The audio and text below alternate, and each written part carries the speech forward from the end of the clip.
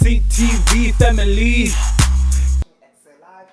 Earlier on the show, Nimbonile Ulwandile chatting to Ulrich, who's the principal yalapha esikolweni. It's all enticing. I wish I could go back to high school. Not literally. But when I see this space, it makes me want to redo my high school and imagine myself studying again because of this wonderful space. It's very attractive. Why do you think that an attractive space makes it easier for students to learn harder and come back to school tomorrow? Because a lot of you like pumpkin school, I know. Yeah, great question. I think the biggest benefit is that it allows you just to have an intentional space. Yeah. That you can get focused. You know, sometimes at home things can be all over the place. If you can come in here, you can come in and have a right space where you can work from. Yeah. And also just like switch it up a little bit, right? Come downstairs, come have a coffee with your friend. Yeah. Talk about the assignments that you've just been through. So it just allows that flexibility for you to sort of get out of the space what it is that you need. So the motto here is think outside the classroom. Yes. Yeah. Right. Because if you look around, it doesn't look like a conventional classroom. Yeah, sure. It probably is closer to what we call a co-working space or a co-learning space. Yeah. And that is the way of the future of work. So how about giving kids that experience already from a younger age? Yeah. Where they can learn those great habits from the beginning. Boys and girls, this is Kobus Dutoit, who is the campus manager as well as the senior learning coach. Kobus, what does your day-to-day look like? What does your job entail as the campus manager? Yeah, sure. So I've pretty much got one leg in the operations. So I'm making sure that the space is ready, that everything is working, that we have a safe environment for the kids. And then the other leg, I'm basically in the student success team, where I'm working as a mentor. So I'm not teaching necessarily academic content, but I'm teaching the kids life skills, study skills. How do you get through the academic program well? You know, what are those skills that you need to learn as a digital citizen? So, or the life skills, like creating a cohesion with the group, so that you're not sitting there by yourself alone, but you have a group of friends that you can come to. And my place is I'm just the host of that experience for the kids. I love that you touched on safety and security because when I was coming into the building with my co-host, we struggled to get in. Was that intentional? Yes, I think that is one thing we want to make sure, that everybody who does come through the doors is meant to come through the doors. Sure, like us. Yes, exactly.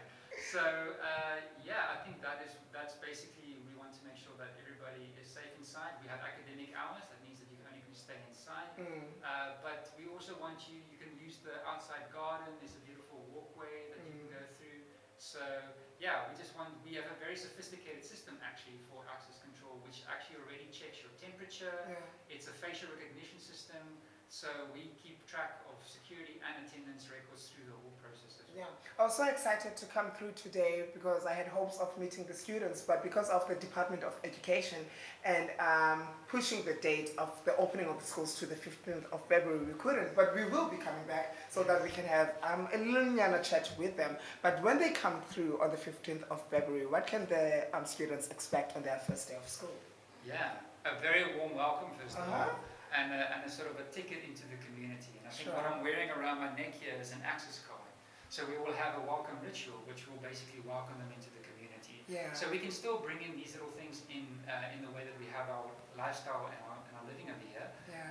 But then we just want to make sure that they're set up, that they've got Wi-Fi access, they've got a locker, they've got a desk, they know the expectations of the space, but also just to be able to create basically become familiar with how to use the space. Because I think as you walk in, it's unfamiliar, it's not what you're used to. So we have to then definitely also just kind of see how you can use these different spaces and make it a place of joy. Valenture was first introduced in South Africa in Johannesburg and then Cape Town. Are there plans of expanding and having campuses in some more provinces, perhaps KZN, perhaps the Eastern Cape? Right, I mean, these are the two flagship campuses, but as demand grows and we get more people that are interested in this way of learning, because it is a paradigm shift that needs to happen, then by all means, let's open up more campuses, which can be a network of campuses across the country. Yeah, we saw where Rick and Wa conducted their interview and they're just seeing our interview right here, but I feel like taking a tour around the campus. Do you mind? Yeah, by all means. Let's do it! similar to Valenture, we're about to go on an adventure. Do you see what I did there? Okay, so they're going to take us around on a tour of the school. And I must say, guys, it's gorgeous. But I don't want to talk too much. Let's actually go see it.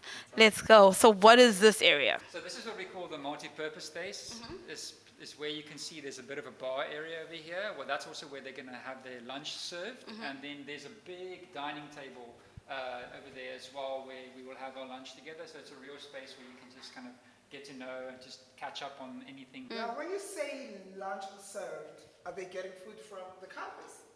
Yes, so we've got a restaurant right upstairs called Valenture, we've partnered with. Yeah. And they deliver lunch services for us every day, as well as snacks throughout the day that the kids can order through. I want to enroll. Flyers, please sign him up. I'm very serious. He needs to be signed up. This is basically where we're going to come together, what we call our homeroom. So as you come to the campus, you get assigned to a homeroom. Okay. They all have they're all tree names. Okay. So you get a real sense of a group identity together, and then.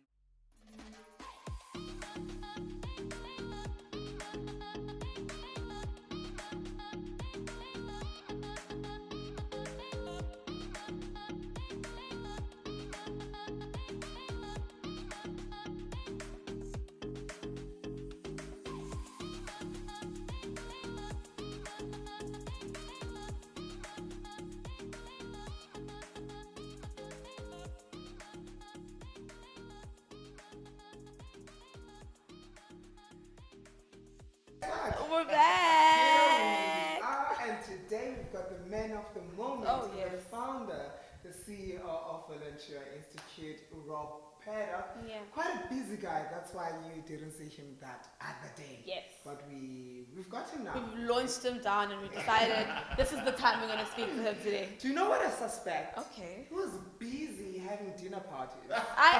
You know Not what? telling jokes.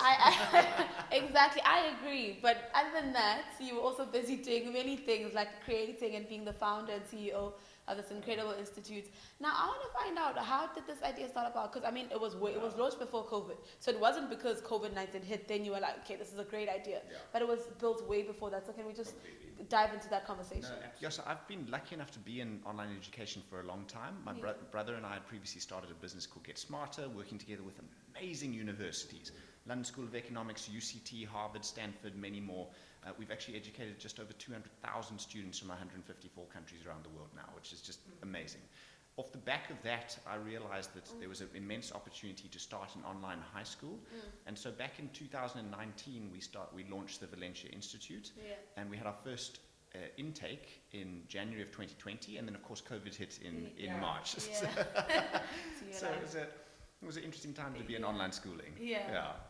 Well, in Cape Town, orientation started a couple of weeks ago. How did that go? Yeah, I think the orientation has gone exceptionally well. So we started the full online school in January of last year. And one of the interesting things that we found from parents and from students was this request that they love the online platform, they're loving the learning experience, they're loving the curriculum, but is there any place that they can come to during the day to socialize, to hang out, for the parents to have a safe and inspiring place to drop off their kids during the day? And what we realized is, well, what if we marry the best of in-person and online? And we can have students that come together in this boutique campus environment where all of their academics are taking place online, but they're coming to this wonderful space every day. They can do a whole range of extracurricular activities, they can socialize, and yet they have the flexibility of this online model. So if any one of them want to go and travel for like 2 months, which we have one student who's about to leave and go overseas for 2 months, they can do that, and it doesn't interrupt with their schooling. Got another student who is an exceptional sports person. They can go and they can compete competitively in their sport, but it doesn't have to interrupt their studies. They can keep on studying online part-time while they do that. So the flexibility is absolutely phenomenal. Speaking about the flexibility, I mean, I think that actually was going to tie into my next question, to be like, what is happening with the fact that you study remotely and studying online on campus. Some people might think, oh man, that's the same thing. I'm going to be studying online anyway. But now that you've mentioned that you're actually coming into a different environment that allows you and that is conducive for education, that's incredible. Now, what are some of the other things that you might say the school offers to children who are studying remotely? I think that so for the students who are studying remotely and then coming into the space, it's amazing to see just what a difference it makes to have the opportunity to interact in person with your peers. So we've got a whole range of extracurricular activities that happen online, but also now in these campuses we have extracurricular activities that students can partake in here. So we've got things like maker spaces coming quite soon. We've got the ability for students to take part in like really cool lunch clubs and baking clubs and things that you can, practical activities that you can do together in the space. What's really cool, I mean, like literally on Friday, the students all went and grabbed ice cream together. You know, just like small. Exactly. Like why can't that be part of the school curriculum? You know, like why can't you enjoy yourself and have some fun with your peers? So it's been wonderful to see just all the benefits that we can add when students are coming together physically. Now, Rob, I want to find out, besides COVID-19, because it's what forced schools to close and the students to learn online, is there any other way besides online schooling and learning remotely?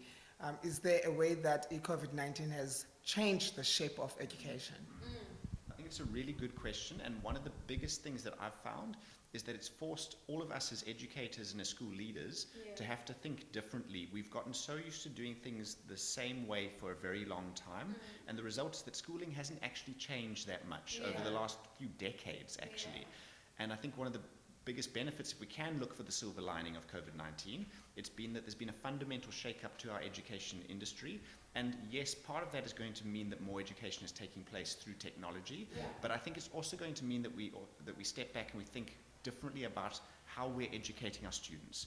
Are we educating students just so that they can remember facts and write an exam, or are we actually trying to prepare students for the real world? Are we bringing in industry experts into our education space, or are we just continuing to have teachers stand in front of classes speaking at them? I think that the paradigm shift, the fact that we've broken the kind of momentum that we've had to date, is actually a very good thing, and hopefully there'll be a lot more innovation that comes out of it. Rob, I have a question for you. Did you study in South Africa?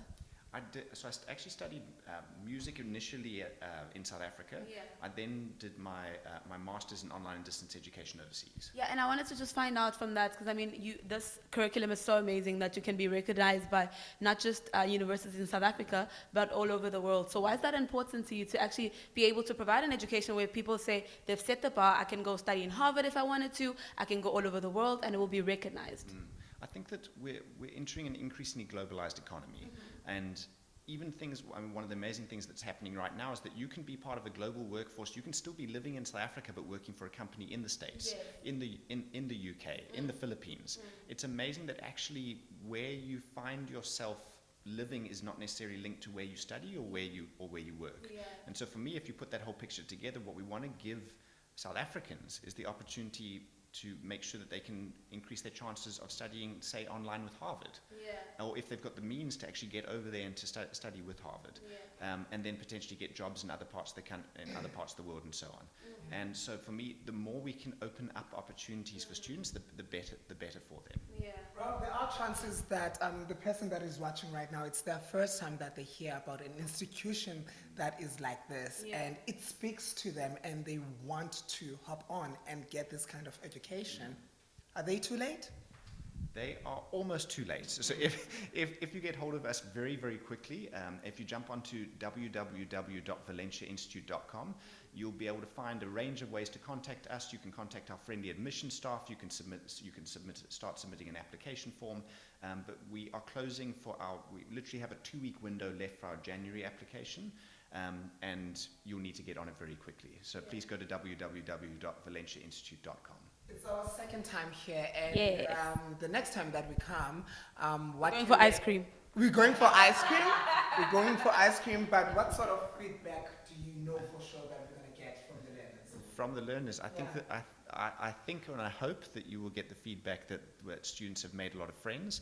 I think and hope that you will find that students are finding themselves in a place where their individuality is celebrated. I think one of the things that we've worked very hard to do is not to create a cookie cutter approach. We want to celebrate the individuality of our learners. We want to celebrate the diversity of the group that's coming here, and we don't have one standard that we're trying to create. You as an individual, we want to know more about you. We want to find out the elements that we can support you with your own personal growth. And so I hope that what you hear back from our students is that they're finding a space where their individuality is celebrated. Yeah, ladies and gentlemen, Yes. the man who brought the future. Yes, literally to now. To now. Yeah. Rob Paddock, this is Valenture Institute, and you hop onto that World Wide Web to find out more about the school. Yeah. Perhaps you can enroll, and then if you're lucky enough, you become one of the These- alumni. And speaking of one of the alumni, we're going to be speaking to them a little later on. So if you want to make sure you hear the feedback of like what has been happening over the last a week or so, you'll definitely hear it a little later. But we did tell you guys that the man is busy, so the man has to go. So ladies and gentlemen, that was the CEO and founder of Valenture Institute. Thank you so much for chatting to us. So much, guys. It's time for us to hop on to a quick ad break. When we return, there's more Ekse Live right here on Cape Town Television. I know that's right.